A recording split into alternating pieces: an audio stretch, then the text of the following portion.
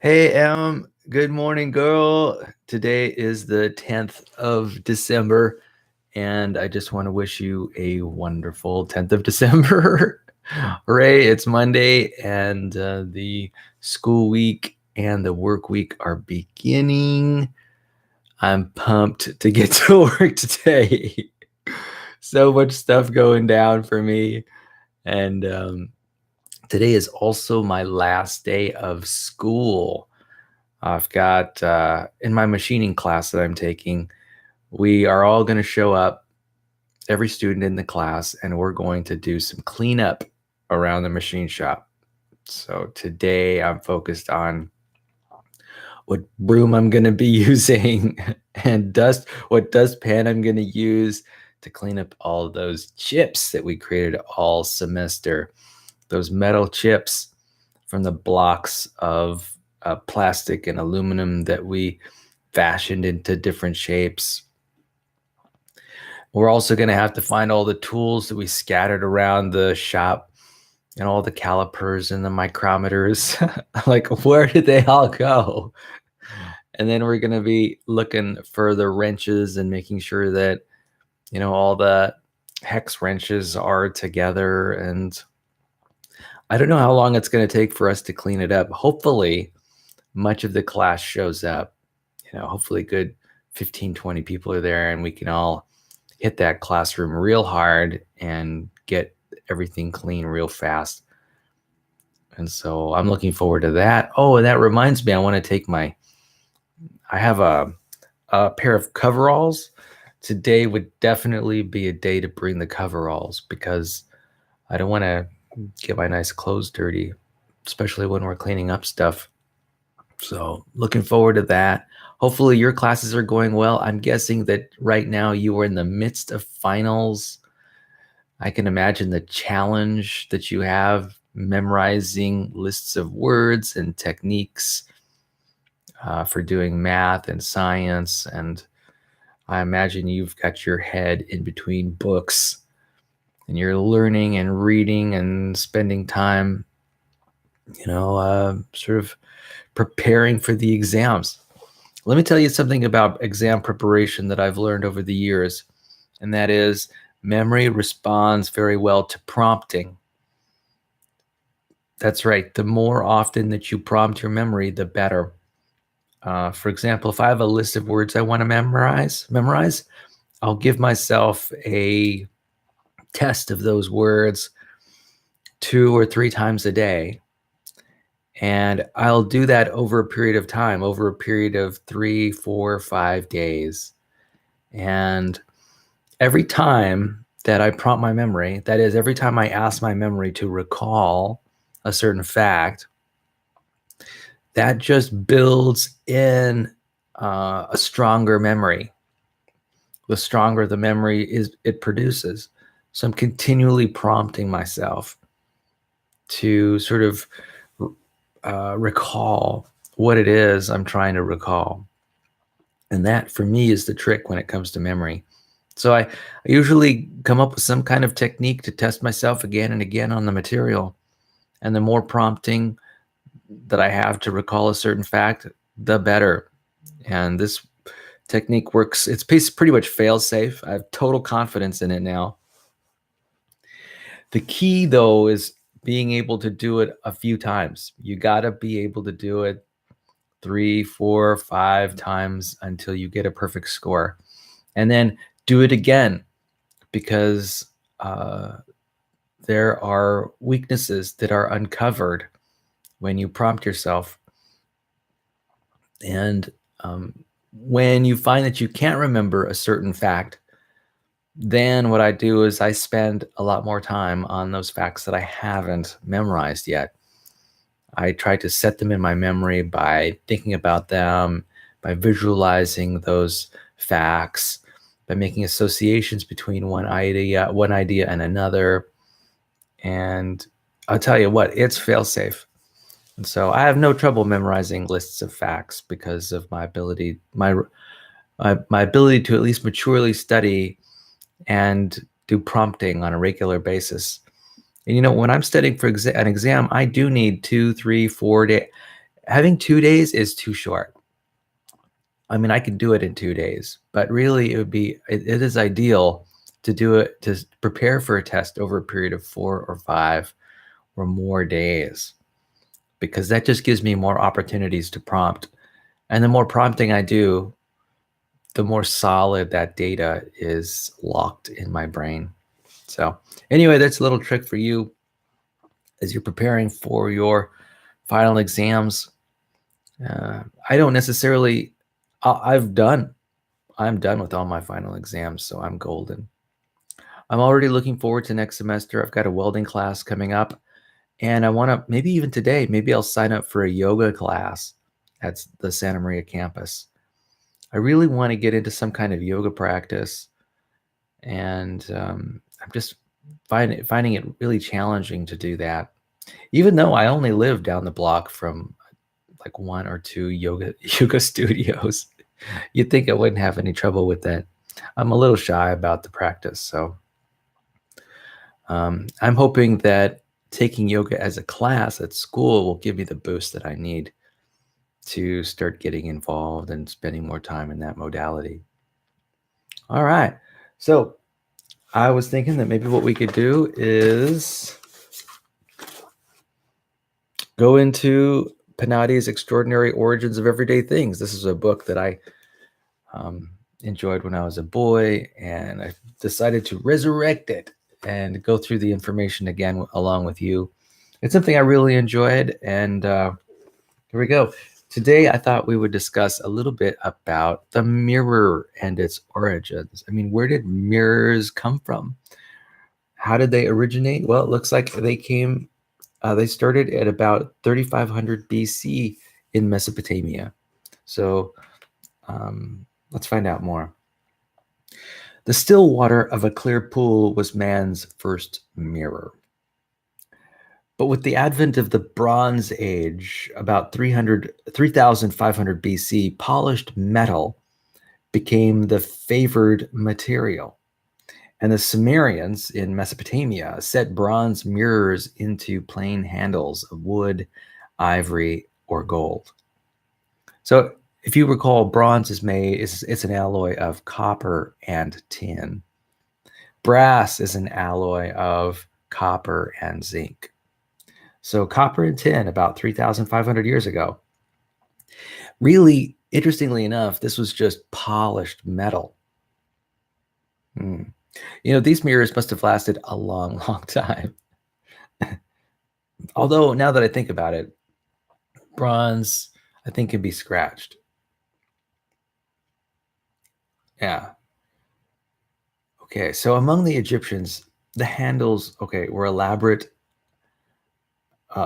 were of elaborate design, sculpted in the shapes of animals, flowers, and birds.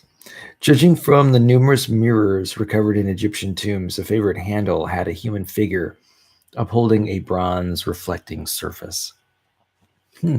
Interesting.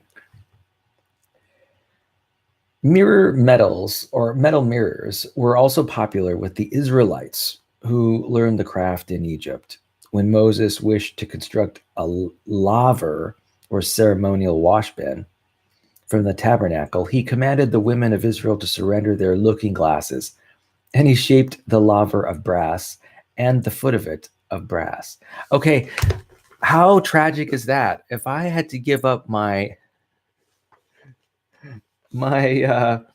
looking glass for some kind of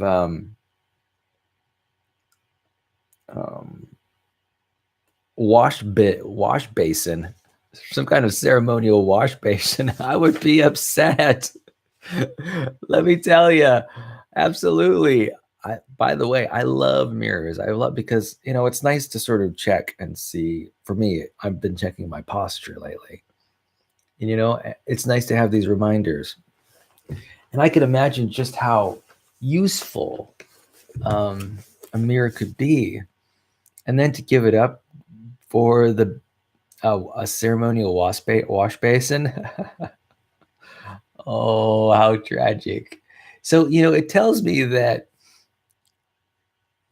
looking in mirrors, at least back then, with the Israelites was considered a practice that was less than virtuous. And it's interesting to note that that sentiment continues today. I know, can you believe it? Here we are 2,000 years later, and maybe 2,500 years later, and people still view looking at mirrors as sort of resembling or indicating a lack of virtue. Oh boy. I'm glad. I think we're doing a lot better now. I think everybody pretty much recognizes the utility and joy of using a mirror. And what a tragedy. Next, let's see, what's the next paragraph? In 328 BC, the Greeks established a school for mirror craftsmanship. A student learned the delicate art of sand polishing a metal without scratching its reflective surface. Greek mirrors came in two designs, disc and box. A disc mirror was highly polished on the front, with the back engraved or decorated in relief. Many disc mirrors had a foot, enabling them to stand upright on a table. A box mirror was formed from two discs that closed like a clamshell. One disc was the highly polished mirror, the other disc, unpolished, served as a protective cover. The manufacturing of mirrors was a flourishing business among the Etruscans and the Romans. They polished every metal they could mine or import. Silver's neutral color made it the preferred mirror metal, for it reflected facial makeup in its true hues. However, around 100 BC, gold mirrors established a craze. Even head servants in wealthy households demanded personal gold mirrors, and historical records show that many servants were allotted a mirror as part of their wages. Throughout the Middle Ages, men and women were content with the polished metal mirror that had served their ancestors. Not until the 1300s was there a revolution in this indispensable article of the vanity. And it gets into glass mirrors. And in fact, let me read a little bit about it. Glass mirrors. Glass had been molded and blown into bottles, cups, and jewelry since the start of the Christian era. But the first glass mirrors debuted in Venice in 1300, the work of Venetian gaffers or glass blowers. The gaffer's craft was at an artistic pinnacle. Craftsmen sought new technological challenges, and glass mirrors taxed even Venetian technicians' greatest skills. Unlike metal, glass could not be readily sand polished to a smooth, reflecting surface. Each glass sheet had to be poured perfectly the first time. The technology to guarantee this was crude at first, and early glass mirrors, although cherished by those who could afford them and coveted by those who could not, cast blurred and distorted images.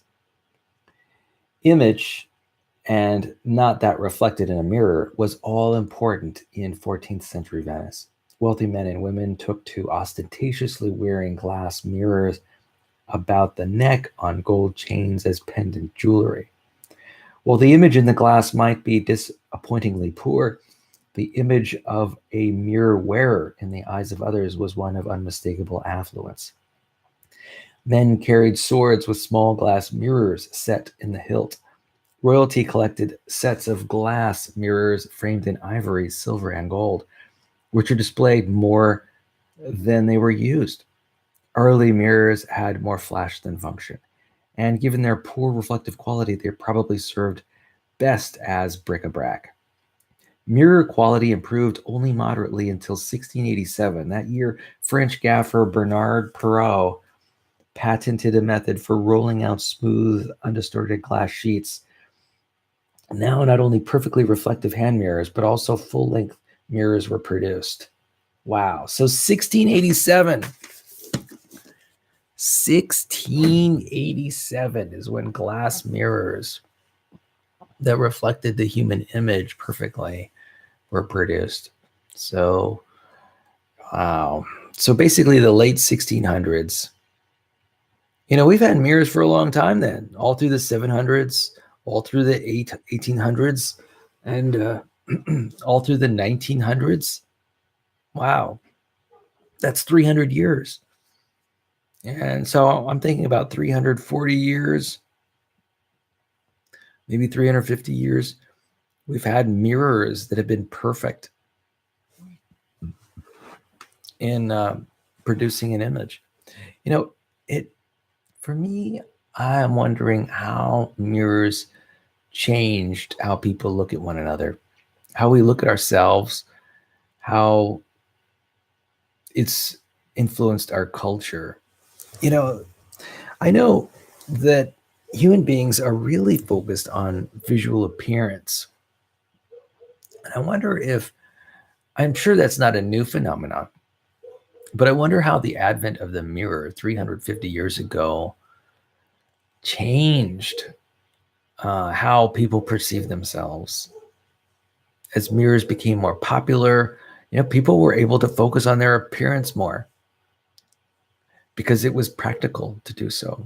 Before that, you had metal mirrors. If you had a bronze mirror, it meant that you could look at yourself, but you would look at yourself in with colors that aren't true.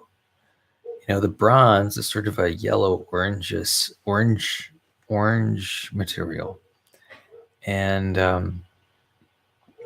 I can imagine having every image in sort of a yellow-orange pallor, and that it wasn't true color. Now, of course, we've got true color.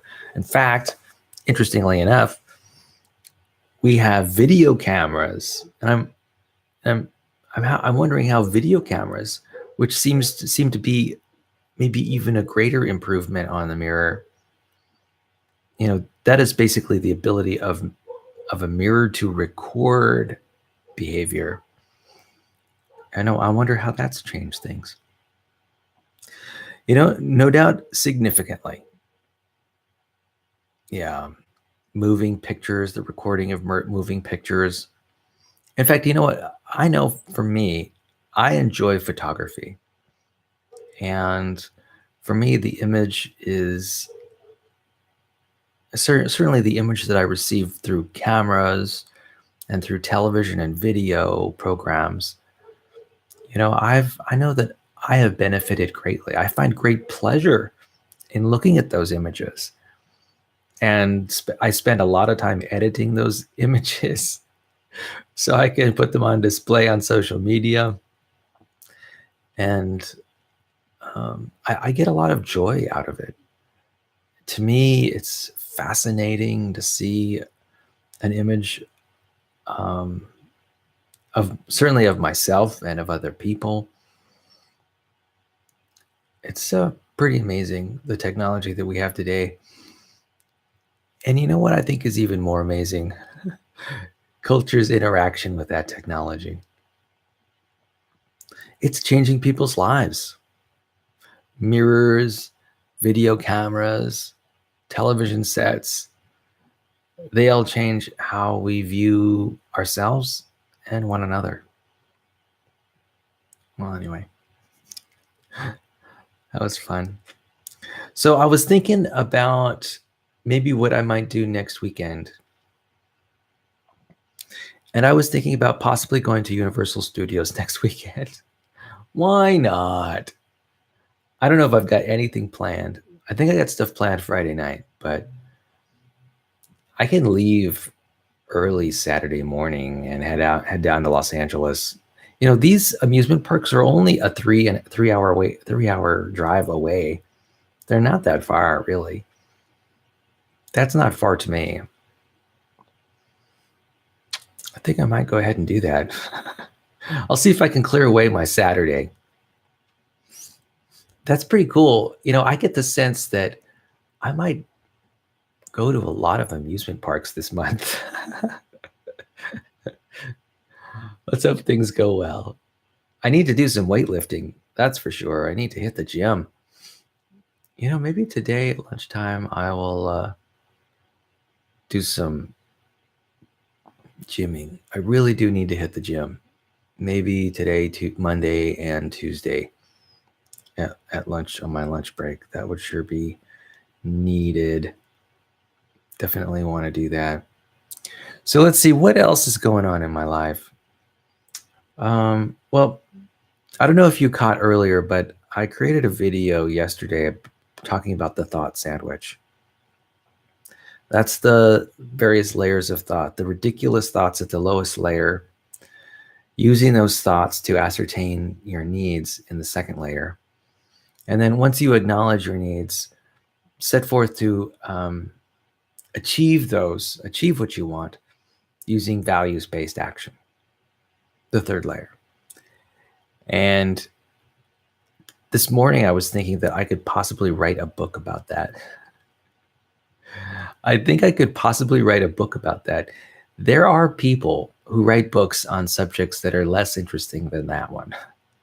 In fact, I read a book about a month ago, and all it was were productivity tips and tricks. The whole book was just that. It went on and on with different productivity tips and tricks. And it's kind of funny that a lot of those tips and tricks weren't related to my life at all. Some of them were, I just couldn't relate to them. Like one of them was, since it was about caffeine and drinking caffeinated drinks to increase your productivity. Now, I don't drink caffeine. I don't take it. And so, I mean, I dutifully read the chapter, but it's not going to have any application in my life. I remember when I used to manage my caffeine levels too, in a hope that it would improve my productivity. One thing I found was that when I drank caffeine, that my thinking was not as clear and sharp as I wanted it to be. I'm kind of interested in what your reactions, Emily, to caffeine are. For me, one thing that caffeine does for me is I think it makes me more creative. Actually, it doesn't make me more creative. I think it makes me less creative. But the content that I end up spewing out is less interesting. I start blabbing,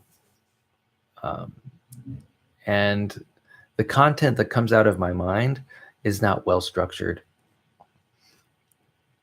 I don't think that the effect of the caffeine is beneficial. I notice when I take caffeine that my creativity is less powerful. It's less rich. I tend to do a lot of blabbing, and the information that I'm expressing is of lower quality. That's what I've noticed from caffeine. And you know what? Caffeine is hard to manage too, because from drink to drink, you don't necessarily have the same effect each time. So like I've had a cup of coffee and then felt excited and energetic. And then say the next day I had a cup of coffee and I would feel tired and lethargic. Or maybe I wouldn't feel tired or lethargic. Maybe I'd try to take a nap and I wouldn't be able to do it. And so I would just be this blob that I'd be alert, right? But I would be sort of tired at the same time. I wasn't able to predict. That's the problem with caffeine. I really wasn't able to do a good job predicting its effect on me. Because I think, caffeine and its effect on you depends on context. It depends on your hydration level. It depends on your level of nutrition, how much rest you've gotten in previous nights. And its effect can be different each time. And it was that lack of consistency that sort of turned me off caffeine. I just wasn't able to predict its response in my body. Maybe so it ceased to be a useful tool. I couldn't rely on it as a way to manage my mood or manage my behavior. So I set it aside. Not for me. It's too complicated. Life is already complicated enough. Let me tell you. Maybe I don't have to tell you. I think you probably realize yourself just how complicated life can be, how many moving parts there are, and how challenging it is to, effectively move between them and make sure that every area of your life is properly managed. Okay, let's see. Let's answer the questions. It's Q&A time. So Q&A time is about you getting to learn a little bit about me. Maybe you can learn from my experiences, my answers to these questions. These questions come from just a book that I picked up. It's a Kindle book that I have. It's got 1,001 questions. And so I'm going to go through each one. So here we go. Question number 22. How many discount or savings coupons do you clip in an average month? How many expire before you use them? Okay. So how many discount or savings coupons do I clip in an average month? The answer to that question is 0. Now, I think I was talking about this briefly yesterday. There was a period of time when I used to be a big coupon clipper, and I did it on purpose. And I did it to learn about the process of couponing. Because I think I had seen some television programs where there were couponers who were hauling out of the grocery store in incredibly large baskets of food for like $22. So, I mean, that was something for me to explore. And I did explore it. And it turned out I wasn't very good at it. It's not that I wasn't good at it. It's just, I guess I didn't care to do it. It took a lot of time. I had to seek out the coupons that I wanted, and then I had to clip them and organize them and then get them out before the shopping trip. Anyway, it turned into this big thing. And I had like a portable file cabinet that I would bring along with me. And I had other kinds of envelopes that I would use when I went shopping. And it just turned into its own monster.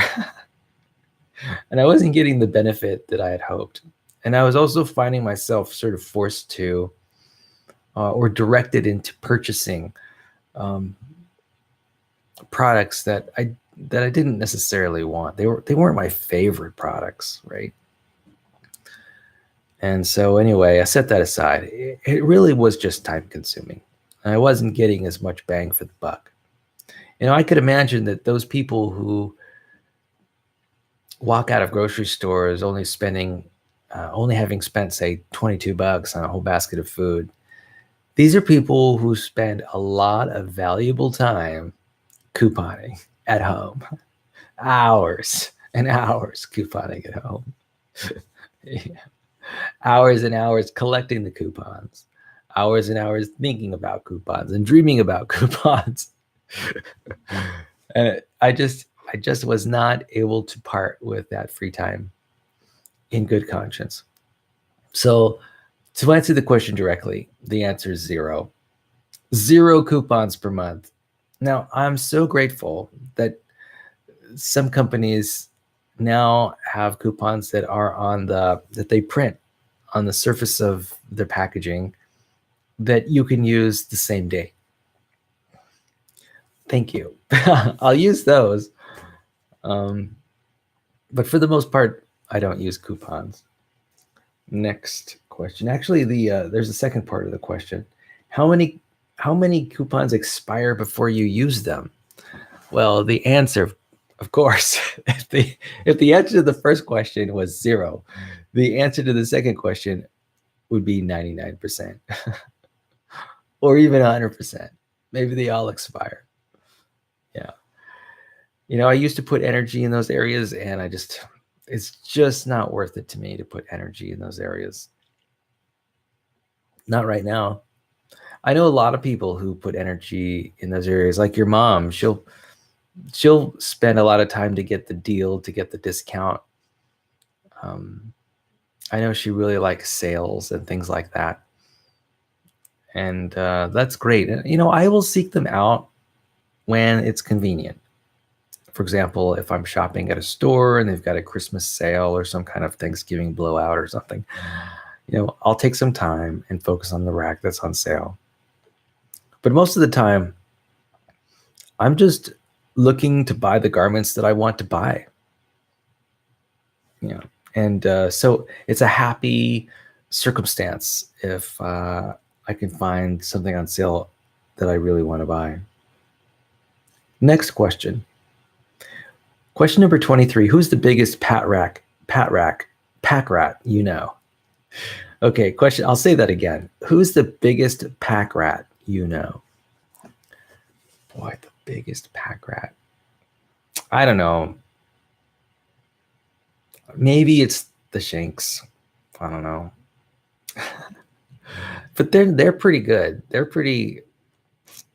They just happen to have a lot of stuff. They travel all the time, all over the world. So naturally they collect stuff. I don't travel very much, so I don't go anyplace.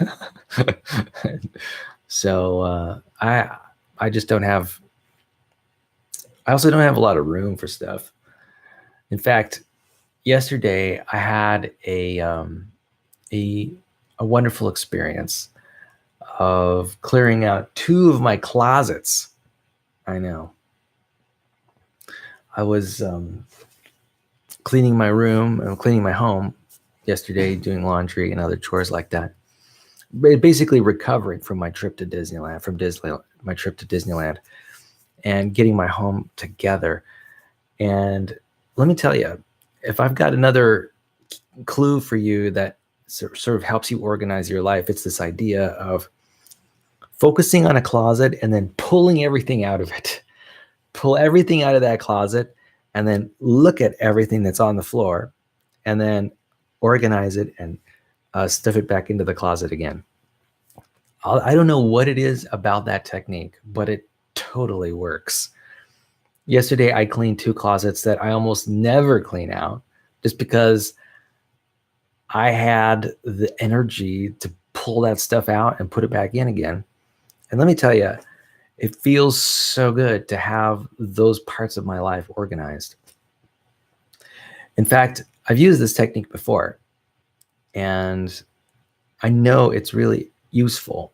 And it's kind of funny that, even now, I'm sort of sitting in the afterglow of knowing that these 2 cabinets in my home are clean.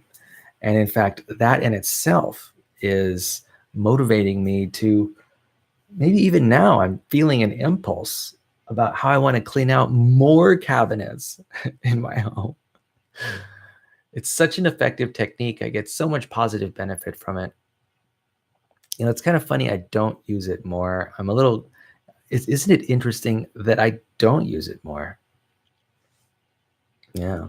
So anyway, so the trick is to pull everything out, organize it, and then put it back. And it totally works. All right, next question. Question number 24, whose autographs have you collected? That's a good question. I'm not one to collect autographs. So I don't really have an answer to that question. It's just not important for me to have the autographs of people. So I don't have an answer to that. I guess no one. Question number 25. What's something you should throw away but can't explain? Well, typically I don't throw away things that I have an emotional connection to. There are certain objects that I keep, often they relate to history. I tend to be fairly sentimental. And in fact, they also tend to be photographs. Photographs are things that I really like to keep around because I keep it around for posterity. And I end up keeping around a lot of my photographs on external hard drives. Great way to store stuff away. Photographs are really the only thing that I collect. If I could collect anything, it would be that. It would be photographs. Other things, they're all prone to be thrown away eventually. Next question. Question number 26. What food items did you eat so far today? All right, I'll tell you what I had for breakfast. I had oatmeal. I have oatmeal most weekdays for breakfast. I find it to be really convenient, easy to prepare, and my body likes it. And I also use Splenda to sweeten it, not real sugar. And often I shake some cinnamon on top. So, and then I used cashew milk to moisten the oatmeal. I like cashew milk because it's so low calorie. It's only 25 calories per cup, which is amazing. Usually any kind of milk is in the 60, 70, 80 calorie per cup regime. And real milk, I'm sure, is probably in the 100 to 120 calories per glass. So, so I used cashew milk. What else did I have for breakfast? I had some Concord grapes. I need to get those anthocyanins into my body, right? That's the good stuff. Reduce oxidation damage. And let's see, what else? What else did I have? That's it. Then I took some supplements, some DHA, which is a kind of omega-3. For a person who likes to eat vegan, that's important. Got to keep my brain healthy, Got to get those omega-3s. And what else?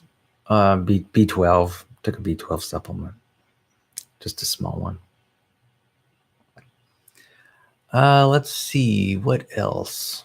What else did I have for breakfast today? That's it. Fruit and oatmeal. Yeah. So what's the next question? That's what I've eaten so far today. All right. Next question. Question number 27. How often do you get a haircut? And describe your worst haircut. Okay. So in general, I get a haircut about every 5 to 6 weeks.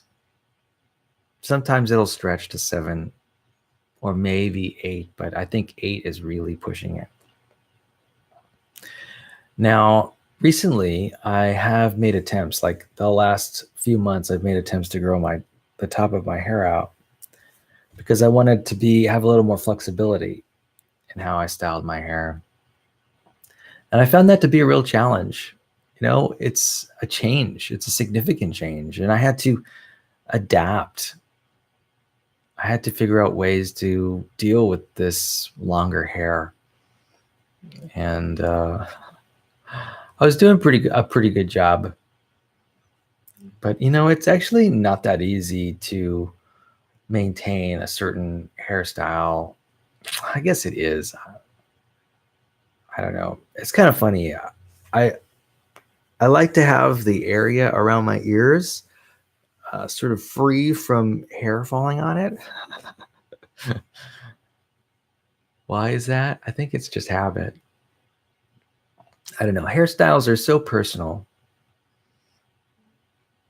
And I've kind of had this very same hairstyle for like the last 47 years.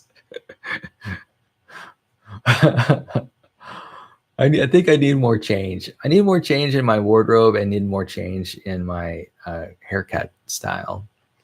I wonder, do you think it would make sense for me to grow a beard or maybe even a mustache? The last time I did was probably about 10 years ago, and it didn't last very long. Well, we'll see. Let's see. What was the next part of that question? Describe your worst haircut. Well, there was a haircut that I didn't quite care for. And I got it maybe, a year ago. And, you know, there were a lot of good things about it. But one thing I imagine in particular was, what I remember in particular was that there, you see this path over my ears? Well, this one was it was especially pronounced in this haircut. I had a lot of space, say, between the top of my ears and the bottom of my hair. It's like, it was it was pretty weird looking to me. Every time I looked at it, there was just the outline of my ear was more pronounced than it is now. I know it's kind of funny when I say that that was my worst haircut. Here's the thing. It's hard to give me a bad haircut. You have to, the hairstylist really needs to mess up in order to mess up my hair. And the thing is too, because my hair is so short and hair grows, what, a half an inch a month?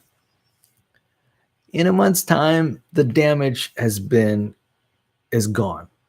And, you know, every subsequent week throughout that month where the repair is happening, I'm looking better. So, you know, I'm not a lot of emotionally invested in whether I get a good or bad haircut, because I know that in 30 days or less, whatever the hairstylist did will be reversed. And so I can't really be that upset about it. And here's the thing. If you're a hairstylist, you're giving haircuts 30 times a day, right? 20 times a day. And so you develop a style. You have a sense of what looks good and what doesn't look good. And so the hairstylists generally do a very fine job of ensuring that my hair looks its best. And I have no complaint. In fact, I have a lot of empathy for hairstylists because for the most part, their clients don't tell them what they want. You know, I've walked into a hairstylist and just said the words "cut it" or something like that. Maybe I haven't been that commanding, but sometimes I don't give the hairstylist that much information about what I'm looking for. And that's sad. It's sad. If I was a hairstylist, I would definitely want to know what would make my clients happy. And, you know, being a hairstylist has got to be one of the roughest jobs. I have, you know, I've come across these other clients of hairstylists who, after they've gotten their haircut, are somewhat disappointed, and they will make their complaint known, not just to the hairstylist, but to everybody in the room. I'm not like this at all, but there are definitely people who are. And, you know, it's so unfortunate. My heart really goes out to hairstylists who have to deal with clients who easily get perturbed. I'm not one of them. I'm pretty free flowing and relaxed when it comes to hairstyling. I mean, by the way, these hairstylists are professionals. And in my view, they have a great amount of skill and patience. And it is rare that I get a haircut that I'm dissatisfied with. In fact, quite often, if a hairstyle is different than I expect, I think of it quite often as a challenge to make the hairstyle look better, or to make it look like more like what I want and expect. So, you know, I think there's some virtue in getting bad haircuts every once in a while. It tests your patience. It builds character, right? Yeah. So, anyway, what's next? Question number 28. How particular are you about the maintenance of your car? Oh, that reminds me, I'm taking my car in tomorrow. So, no, To answer the question, how particular am I about the maintenance of my car? I am not that particular. Now, there are people who are very much more particular than I am. For example, every 3,000 miles, they'll change their oil. I would guess that there are even people who change their oil at a greater frequency than that. I can imagine a person changing his oil at 2,000 or 2,500 miles. I certainly don't go that far, even though I know how important clean oil is in a vehicle after having taken an auto mechanics class at my local community college. I'm not that detail oriented regarding the maintenance of my car. I just want it to work. I just want it to work. And my car is fairly old. It's a 1999. So it is, it's like 19 years old. And, it's a 20-year-old vehicle and it's got its problems and challenges. And, just keeping up with maintenance now can be a challenge because some of the parts can't be purchased because they're not manufacturing them anymore. And so it's kind of a challenge to keep the vehicle maintained with OEM parts. That's original equipment manufacturer parts. So, I do the best I can. My car is limping along pretty well. I have a feeling it'll limp along for another few years, maybe 5 years or so, before I want to get a new one. If I happen to have like $30,000 drop into my lap, I might be tempted to purchase a new Toyota Sienna minivan. Yeah. But if that never happens, which it probably won't, then I'll probably stick around with my Toyota minivan for a while. So no, I'm not a stickler for maintenance.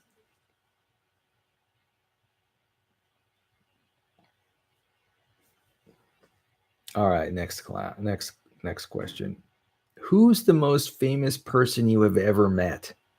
What famous person would you most like to meet? Wow. Who's the most famous person that I've ever met? Well, I have met a person I thought was very, very famous. Buzz Aldrin. I met Buzz Aldrin a long time ago. I think he's the most famous person I've ever met. Now, Buzz was an astronaut. I think he was an astronaut on the moonshot.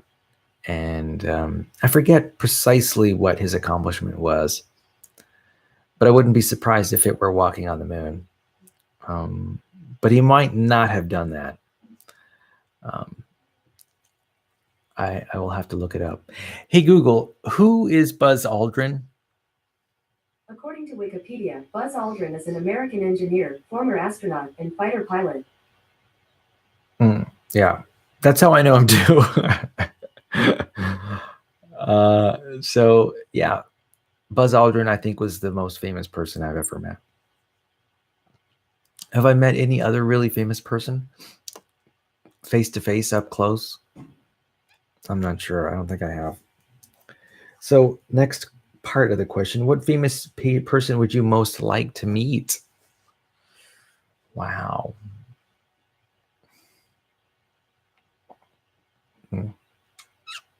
That's a good question.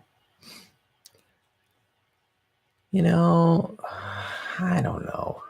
Here's the thing about meeting people. Just meeting a person for a minute or two doesn't necessarily ring my bell. I would want to spend some quality time with that person. I'd want to spend an hour with that person. So if we define meeting to mean I'd like to spend at least an hour with that person, that's something I can get my arms around. My most admired heroes are people who have written books or have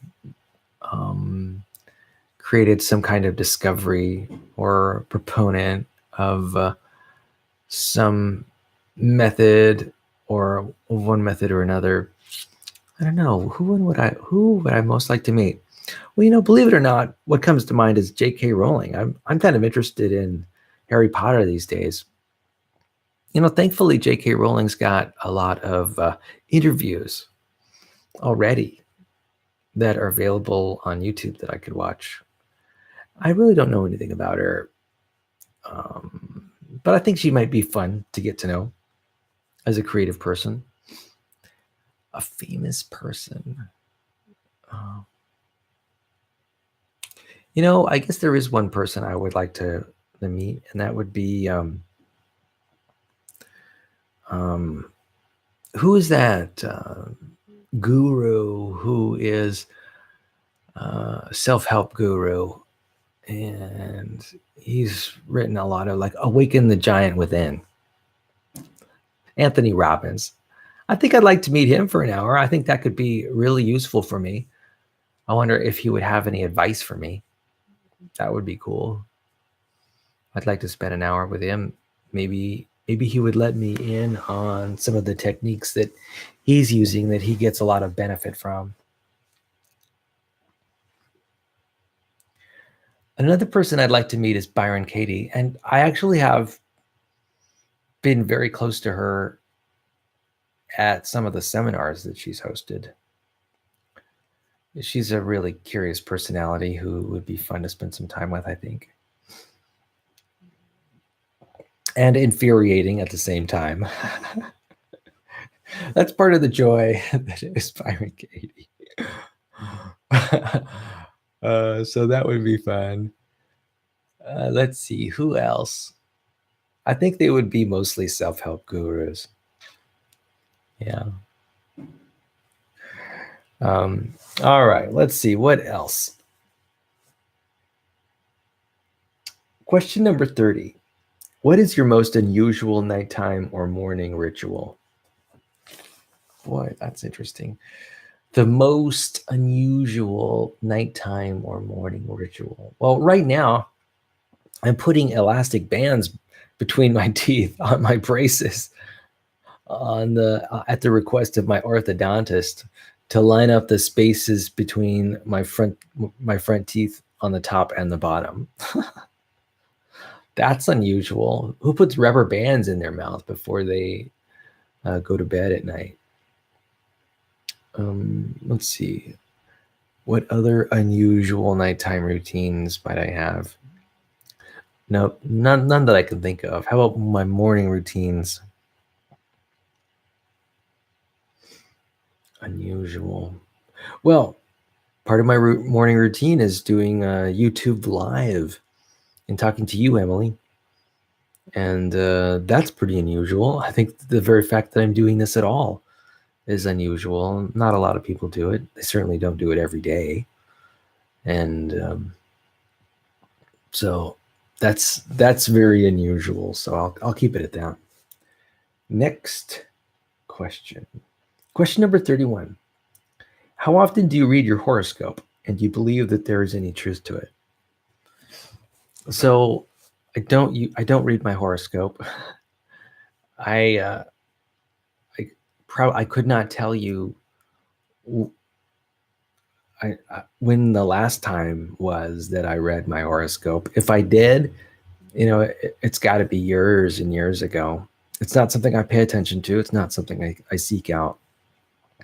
And the second question was quite relevant. It is, do you believe that there's any truth to it? But so no, I don't think there is any truth to it. I'm not a fan of astrology. I don't think it's relevant or effective. But here's the thing. There is something I do recognize about astrology that can be very useful. Freud had this idea of free association around the turn of the 19th century. And free association is about helping you get to know whatever ideas and words are available to you in the moment. And I think that it can be useful to sort of use the prompts of a astrological reading to help you gain some insight into your current life. So I think I like to think of astrological readings as being prompts. They help you focus. And if the astrological reading is something that can be upbuilding or supporting for a person, I think they can get a lot of benefit from it. Now, there are some parts of readings that I've heard that don't seem to be that uplifting. Like one reading excerpt that I can recall is something about sign that contract. Now would be the time to sign any contract that is on your mind. Like, I don't see how that could be very helpful at all. And I wouldn't necessarily think that that was like the best statement one could make in an astrological reading. But there are other ones that I like. Like, for example, astrological readings might say something like, time to focus on what's important to you, or time to focus to take time for yourself and enjoy the good things in life.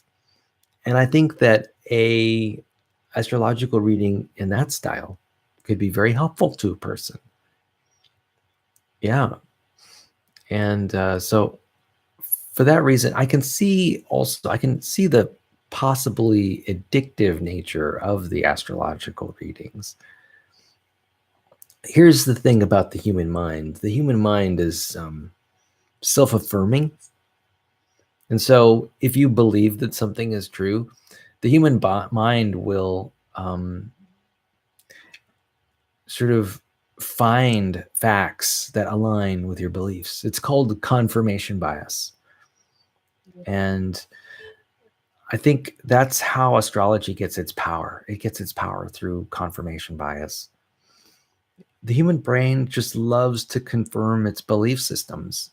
The human brain loves certainty. It wants certainty in everything that happens in a person's life. It seeks out certainty. And one of the best ways to seek out certainty, it's to sort of redouble whatever set of beliefs, your belief system in whichever direction it's pointing. And, this is why religions are so popular.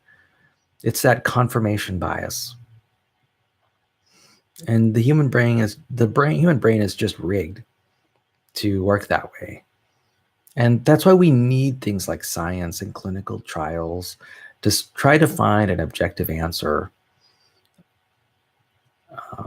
to sort of defeat, in an attempt to defeat this confirmation bias that we have. And it's a serious problem. Confirmation bias can work in human beings in ways that are almost seamless. Like if you blame somebody for something, because of the tendency for confirmation bias, your mind will reinforce this idea that other people are responsible for how you feel or how you think or how you behave. And that's why blame and judgment themselves are so dangerous. It's that your brain goes into confirmation bias mode, and it just affirms these ideas that might just be suppositions or based on nothing. They may be complete fantasy. These ideas may be completely ridiculous, and yet the human brain will find ways to substantiate the ideas. And that's why we need other people. That's why we need culture. We need tribes. We need groups of people to bounce our ideas off of other people, get their unique perspectives, so that we can defeat this tendency for confirmation bias that our brain has. It's a serious problem. Nearly everything that goes through my mind is affected by my brain's tendency to engage in confirmation bias. And there's a lot of way you can really expend a lot of useless energy, a lot of energy in a useless way through using confirmation bias. I mean, just think about religion. I mean, it's true, religion adds a lot of meaning to life for a lot of people. But it's not the most useful approach to living. It's not necessarily one that focuses on your personal development and personal well-being and personal happiness. There are better philosophies out there than religious philosophies to help you achieve personal growth and personal development than religion. And, it's this confirmation bias. People just get stuck.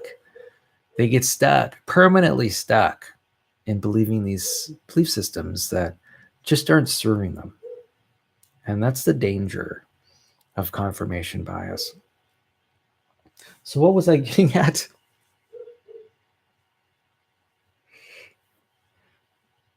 What was the question again? Here we go.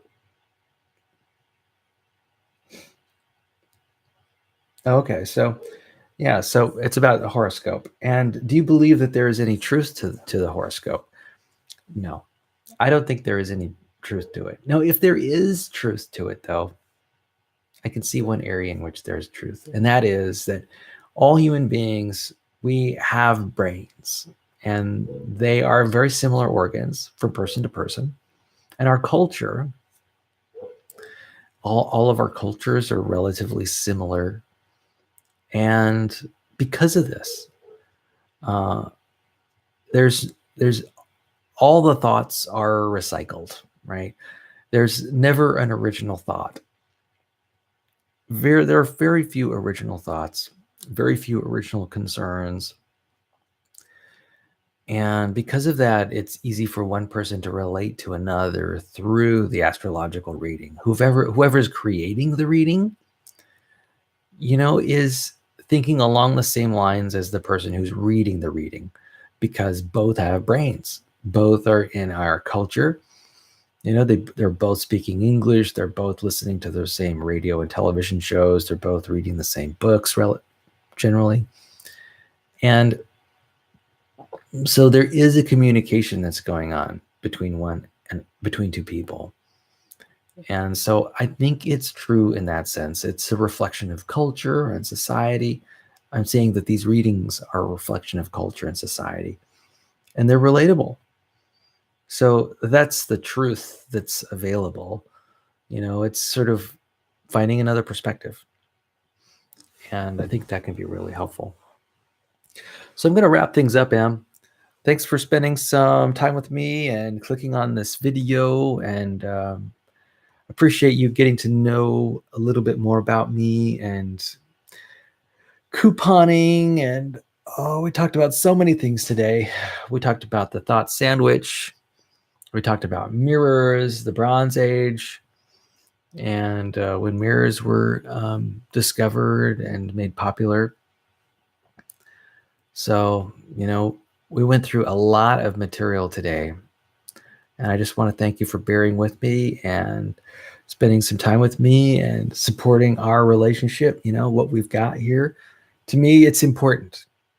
You are important to me. Your feelings, your thoughts, your ideas, they are all important to me. I'm curious about your behavior, and I'm curious about your setting and context and your environments. I hope you're doing well in school, and I have a feeling that you're studying for your final exams. And so I'm wishing you good luck on those finals. And I'm looking forward to the time tomorrow that we can spend some time together. And I'll talk to you later. I love you very much. I love you just the way you are. No need to change. I want you to know that I'm committed to our relationship, and I'm focused on you and your happiness and trying to support and ensure it the best way that I know how. And I'm always grateful to receive input from you about how I can do a better job. All right. I'll talk to you later. Bye-bye, girl. Peace.